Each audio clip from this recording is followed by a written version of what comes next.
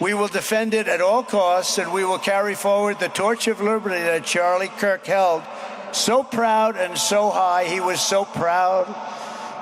It should be no surprise that Charlie, who spent his life speaking with the critics of these traditions, ultimately became convinced that we needed not just a political realignment, but also a spiritual reawakening. We did.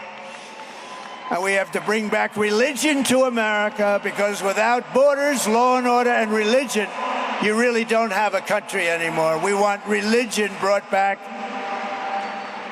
to America. We want to bring God back into our beautiful USA like never before. We want God back. What I'm going to say is that Trump's statements at the Charlie Kirk Memorial is very solemn, and that should not be taken lightly. You need to understand what the significance of all of this actually is. Here's one thing I'm going to point out to you before I say anything further.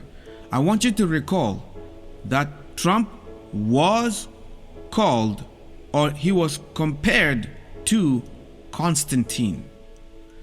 And it was on public television when he was referred to as Constantine.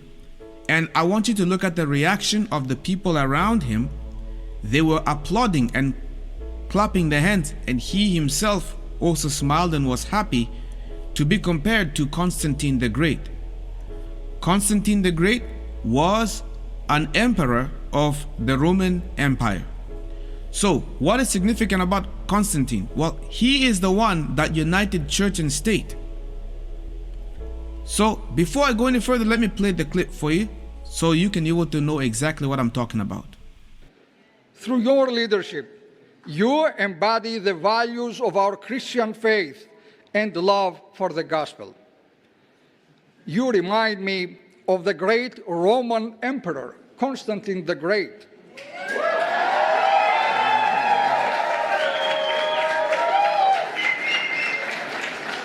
This emperor, your dear Mr. President, is the one who founded and built the magnificent city of Constantinople, my birthplace, known today as Istanbul. It is my great honor to present you with this holy cross. You see, Trump has been pushing for a union of church and state from the very beginning of his first reign as president. So why is that important and significant for us to be able to understand in relation to where we are going as a nation? A lot of people are very well aware that the New World Order wants one world religion, one world financial currency, right? One form of government. You see what I'm saying? That basically kind of dictates everything and all that. Here's what we need to understand. America is heading in the direction of one world religion. And what we are actually seeing is a repetition of what happened in the past, in history. What did Constantine do? Well, Constantine, he united church and state the first time. In 321, it resulted in the Sabbath being changed from Saturday, which is the 7th day of the week, to Sunday, the first day of the week. A lot of people today who go to church on Sunday, or they hold Sunday at great reverence, in that this is a day of worship. This is actually a day of pagan sun worship, and it holds no weight whatsoever biblically.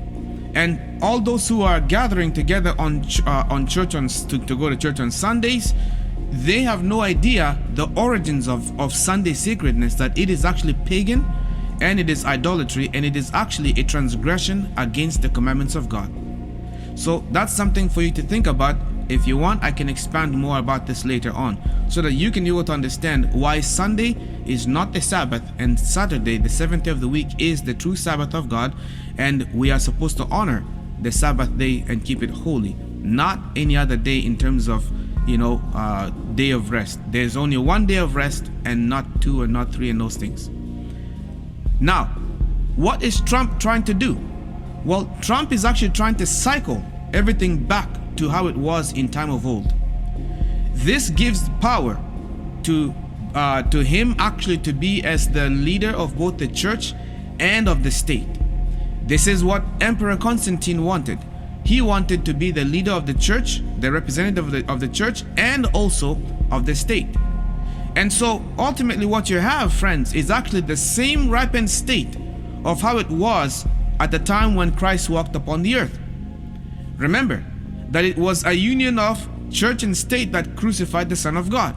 The scribes and the Pharisees, they worked with the state.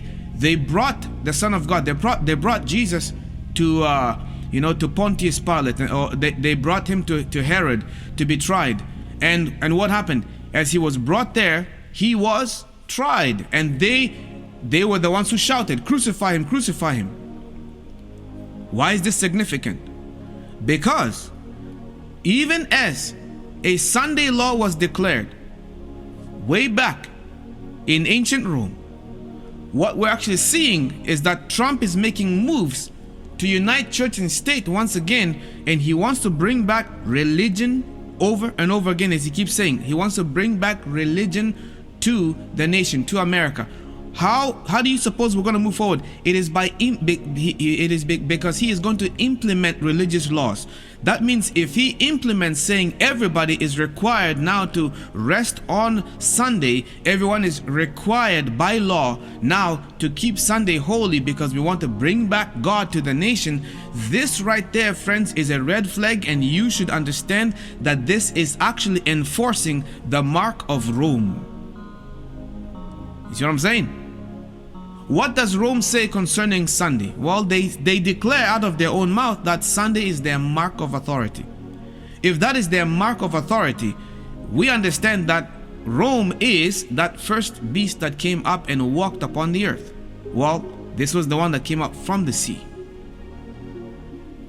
I can do a video about that at a different time. I've done a series about these things before, but I'm trying to bring this to your attention so that you can be able to understand that even as what we're seeing Trump is doing right now, Trump is actually making a move towards pushing a union of church and state.